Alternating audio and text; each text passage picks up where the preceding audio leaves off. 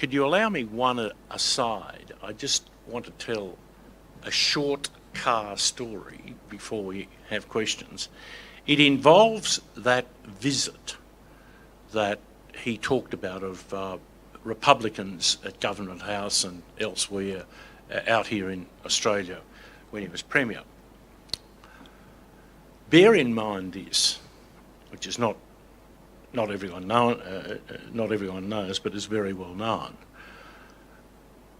Robert Carr is an authority on American politics and American history, particularly in the Lincoln period in the United States. Take that as a fact. Imagine this scene. There's two governors and a series of others who are here on this visit. The two governors are from Wisconsin and Minnesota. And in the way of being able to turn what he knows to Australia's and New South Wales's advantage, our Premier said to the Governor of Minnesota, "Is the stand of the first Minnesota at Gettysburg still remembered in Minnesota?" This was July, or late in July of a year, in which he also knew that it had been tradition for the Governor of Minnesota every year to make a trip to Gettysburg in mid-July, the battle was on the 4th of July, to lay a wreath at the memorial stone of the first Minnesota. Now, what's that all about? This. The first Minnesota was a regiment that was virtually wiped out, holding the centre of the northern line, of the Union line, for 20 minutes when a huge gap opened in the Union line that could have lost the battle for the Union forces. It is one of the most heroic stands in American history, or the most heroic.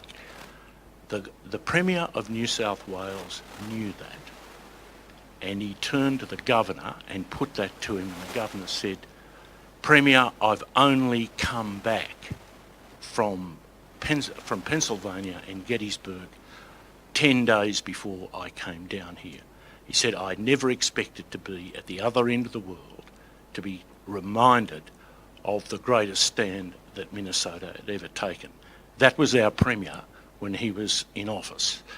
Can I turn now to ask you who would like to speak about his dystopia, which is that part that was naught for our comfort of 2050, and who would like to say something about his analysis of more recent politics? Richard. First, is that on? I don't think this is working. Here you go, stand behind you. Okay. Thanks, John. First, a comment, Bob, about your dystopia of 2050. Anyone who has read the nuclear posture review of President Donald Trump would wonder whether we'll actually get to 2050, because what he's doing is wanting to double America's nuclear expenditure, change all the missiles and all the missile systems and delivery systems for newer ones, and bring in smaller tactical nuclear weapons. He wants to use nuclear weapons. And the way he has threatened North Korea with nuclear annihilation, fire and brimstone, is one of the most dangerous things. And you pointed this out when you said that the Japanese and the Koreans are most at risk with this kind of thing, but not just that. So there's a comment. Let's hope we do get to 2050. I sometimes doubt it, and that's why the bulletin of the nuclear scientists' clock is now 2 minutes to 12. My question is, Bob, I take your point about Julie Bishop refusing to continue in Afghanistan and also to take out our FA-18s that are bombing, tactical bombing in Iraq at present. But I rather doubt, with my own experience of the United States as a diplomat, that we have governments yet on either side who would not favourably support any request by the United States to go and help them. My question to you is this: do you think it's about time that we stopped the executive in Canberra declaring war without any kind of parliamentary debate? Or do you think we should have some kind of war powers reform that says, yes, before Australian Prime Minister commits any troops overseas, we should have a parliamentary debate and frankly look at the issues?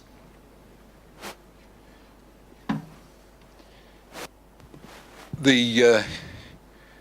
the way, on the just for the record, I'll spell this out. I would have supported, if I'd been in government at the time, the request by the Americans for us to deliver advisors and trainers and RAAF personnel and fighters for Syria and Iraq. I thought that was a reasonable, remember how this started? It started with a humanitarian crisis for an ethnic and religious minority within Iraq. If we hadn't intervened, if America and the West hadn't intervened, they would have been destroyed on that mountainside, and we would have had something on our conscience like Rwanda.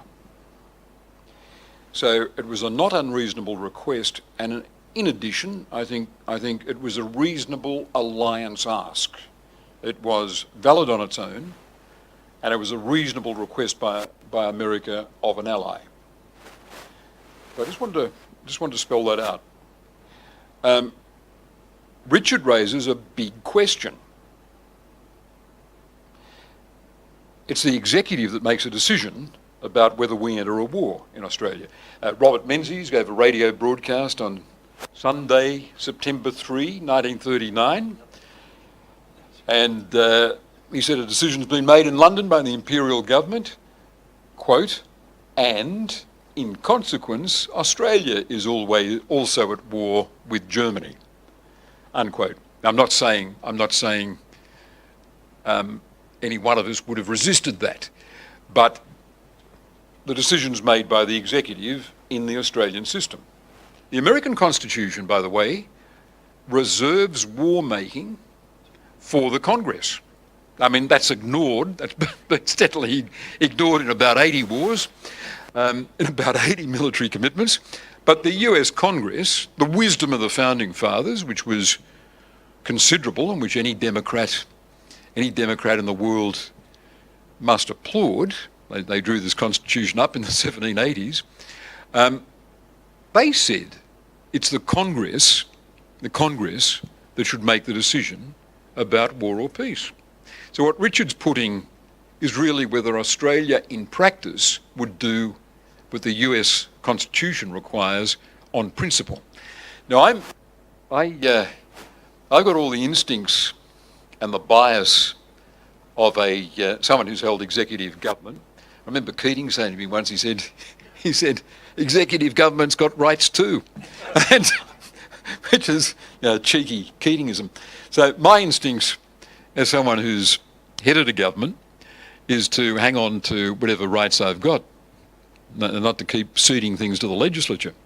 That'd be Unsworth's instincts as well. But I've got to say, the challenge of the Trump presidency does jam this issue in front of our noses like nothing in the past.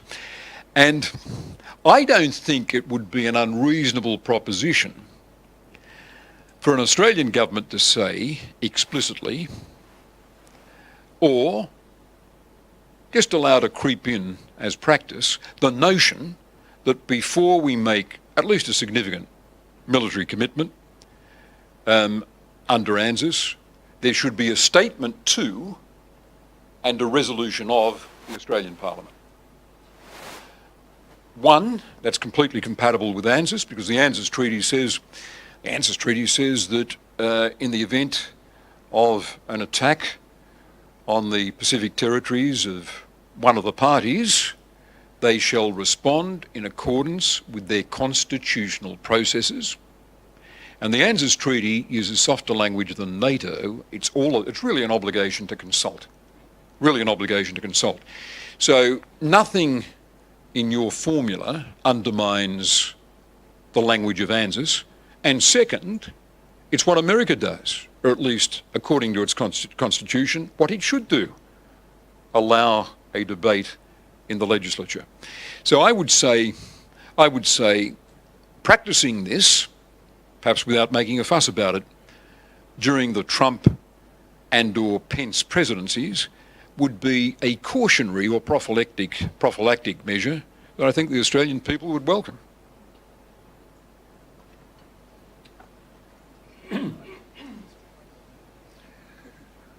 Well, the next one's going to be the lucky last.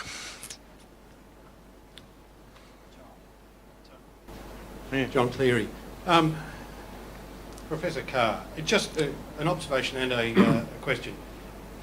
Anybody wanting to track the history of how America's arrived here should well have a look at a new book called Fantasyland by Kurt Anderson, an American Time magazine editor, who traces 500-year history of how America went haywire, and a large part of a number of the threads come from religious traditions, starting with the Puritans and going through. Coming out of that, if we look at the way that Trump has made his decision over Jerusalem and the influence of people like Mike Pence and the evangelicals, with a sort of a background of apocalyptic thinking that runs right through that, do we need to be concerned about that? And as a practical end of that, if we have a look at what's happened in the last couple of days with Israel and Syria now getting involved, and we look at the prospect of Israel becoming involved in this wider conflict, and what would then be the result for the Palestinians in the way that the occupied territories are now being seen. Does the whole thing risk opening up? That this thinking in America has implications that turn what was a political fight, geostrategic albeit, into something that is profoundly religious, and in some ways stupidly. Well, it's interesting to have that question posed by a religious broadcaster whose vocal tones are familiar to anyone who's listened to ABC radio late on a Sunday night over the last, how many years, John? 20, 30? 30? I was going to say 30. Okay, as long as any of us live, and as I said, I hope to get to 102 just to find out what happens next, we're going to be trying to interpret the phenomenon of America. And John's right to point out that there are religious currents threaded through American life. Before we talk about the negative outcomes that these sometimes produce, we ought to talk about we've got to acknowledge the readiness with which the American people enlisted for the great battle for freedom, 1941 to 1945. One only has to visit some of the great military cemeteries to be reminded that American idealism at its best was a huge force for good. And you think of the scale. As foreign minister, I was in the Solomon Islands and went through Guadalcanal, and what the first Marines were doing there, so far from their own country and their immediate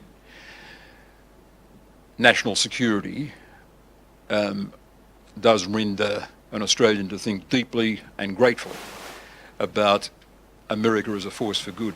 I'm a great defender of Obama, a serious defender of Obama, and I'm getting sick of hearing this expression, the international liberal order, because I can think of so many breaches of it, including the disastrous invasion of Iraq.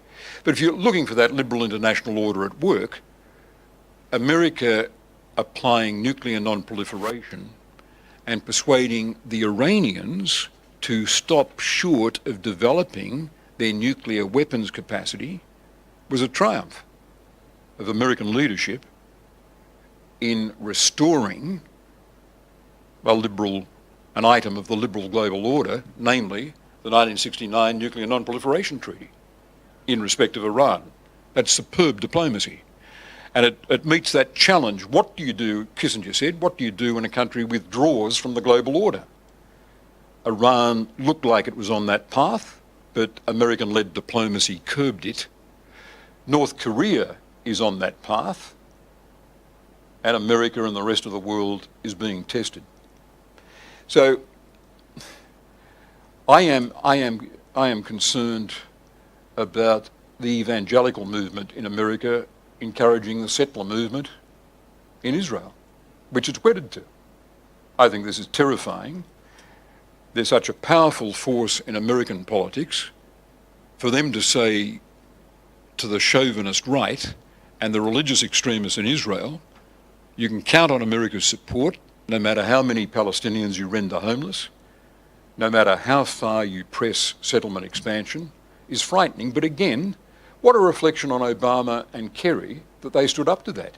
They had a semblance of an Israel-Palestine policy. There is none under this administration. I noticed the US ambassadors just donated an ambulance to one of the most controversial of the Israeli settlements. And Trump has taken the issue of Jerusalem's future out of negotiations, when the consensus of the world for 30 years, the Western world has been, that is one of the issues slated for final status negotiation. And that so much of Israel's policy now is driven by that strain of evangelical fundamentalism that comes out of the American heartland, and again, which is one of the glues holding the Republican Party together.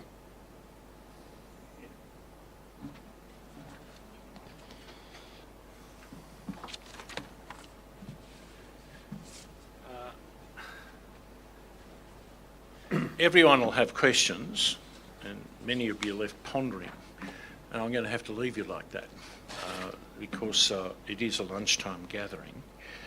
I doubt if you've been to a better lunchtime than in that respect than today. I'd now like to call on Louisa Graham of the Walkley, Chief Executive of the Walkley Foundation, to present a small gift of appreciation to Bob Carr on behalf of Affinity. All right. Louisa. Thank you, John. Just pop this down here for a moment, a rather small gift of appreciation.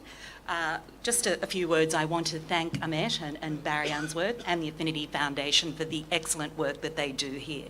And diversity in media is an issue that we can certainly, I think, improve on, and one that I look forward to working with the Affinity Foundation on. Thank you to John McCarthy also for introducing Bob Carr. And the Walkley Foundation is the custodian of the Walkley Awards, which benchmark excellence in journalism. And Bob himself is an ex-journalist, starting his career at the ABC and moving on to the Bulletin. And everyone knows that good journalism is important in holding the powerful to account, keeping big business honest and politicians honest. So it makes sense that Bob would take up a career in politics and now move to being a dystopian author. I think Bob's appointment at the Australian-China Relations Institute is a very clever and important one, and the Institute is another organisation that I look forward to working with in the future. It is always a delight to hear Bob talk, and such a pleasure to get the scoop on the book, and his view of American politics through the Bob Carr lens is as immense as it is insightful. So on behalf of the Affinity Foundation and everybody here, we have a beautiful, and I've got one of these at home, it's a beautifully Turkish engraved ceramic, so thank you.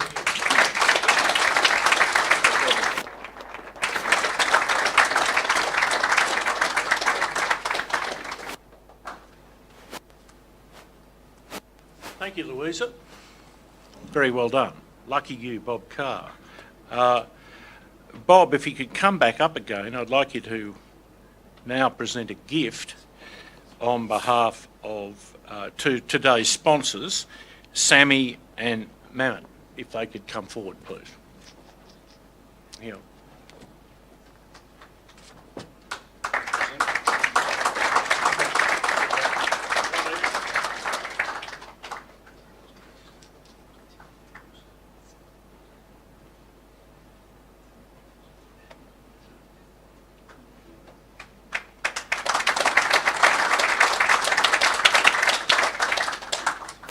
Stay there, Bob, don't go away, because there's a presentation to Barry Unsworth too. Ring Barry. Oh, that's my favourite. There you go. Turkish delight.